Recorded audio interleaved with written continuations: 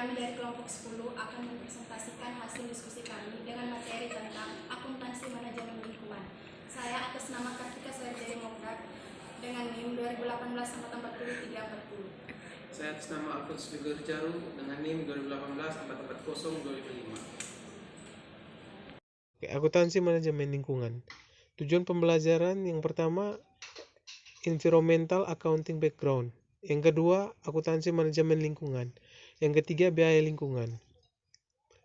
Environmental accounting background, menurut ISO 14001, lingkungan adalah keadaan sekeliling di mana organisasi beroperasi, termasuk udara, air, tanah, sumber daya alam, flora fauna, manusia, dan interaksinya.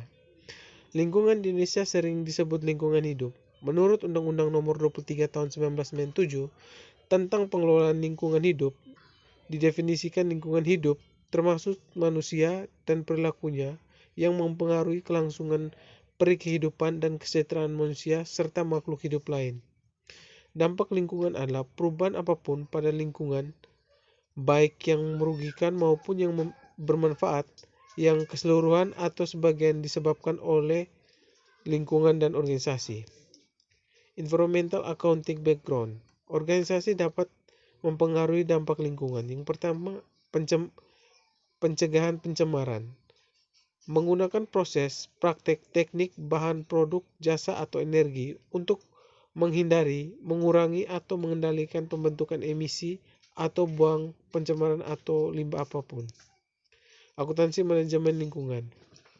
Akuntansi manajemen lingkungan merupakan proses pengidentifikasian, pengumpulan, perkiraan, analisis, laporan, dan pengiriman informasi tarif. Yang pertama, informasi berdasarkan arus bahan dan energi. Yang kedua, informasi berdasarkan biaya lingkungan. Yang ketiga, informasi lainnya yang terukur dibentuk berdasarkan akuntansi manajemen lingkungan untuk mengambil keputusan bagi perusahaan. Tujuan akuntansi manajemen lingkungan. Yang pertama, pemonitoran dan pengevaluasian informasi yang terukur dari keuangan maupun manajemen. Yang kedua, pemonitoran arus data tentang bahan energi yang saling berhubungan secara timbal balik guna meningkatkan efisiensi pemanfaatan bahan-bahan maupun energi. Yang ketiga, mengurangi dampak lingkungan dari operasi perusahaan produk-produk dan jasa.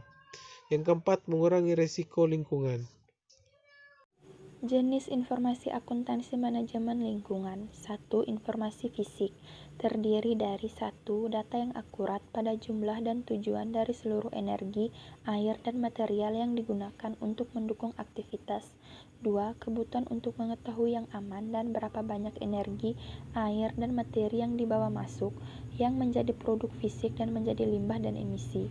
3. Informasi fisik dibutuhkan oleh manajemen untuk menentukan tingkat dampak lingkungan yang dihasilkan sehingga dapat dihasilkan. 4. Informasi seperti tingkat emisi gas yang dihasilkan, jumlah limbah yang dihasilkan, dan jumlah limbah yang diolah ini penting untuk menentukan target pengurangan emisi limbah dan lain-lain. 2. Informasi moneter.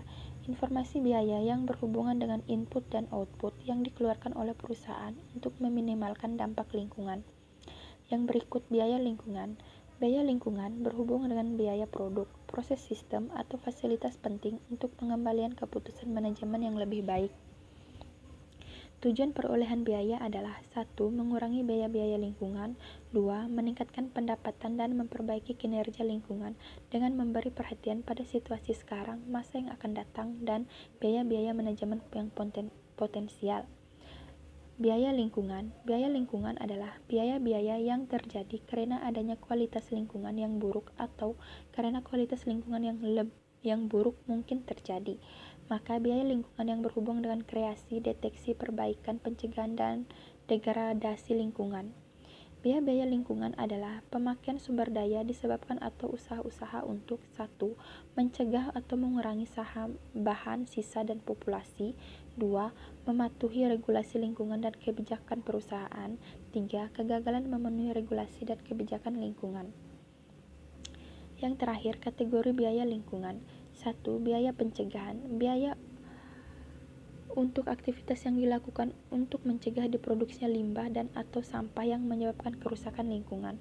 2. Biaya penilaian. Biaya untuk aktivitas yang dilakukan dalam menentukan apakah produk, proses, dan aktivitas lainnya di perusahaan telah memenuhi standar lingkungan yang berlaku atau tidak. 3. Biaya kesalahan internal. Biaya-biaya untuk aktivitas yang dilakukan karena diproduksinya limbah atau sampah tetapi tidak dibuang di lingkungan luar. Jadi, biaya kegagalan internal terjadi untuk menghilangkan dan mengolah limbah dan sampah ketika diproduksi. 4. Biaya kesalahan eksternal. Biaya-biaya untuk aktivitas yang dilakukan setelah melepas limbah atau sampah ke dalam lingkungan. Terima kasih. Baik, mungkin cuma itu saja yang dapat kami sampaikan. Kurang dan lebihnya kami mohon maaf. Sekian dan terima kasih.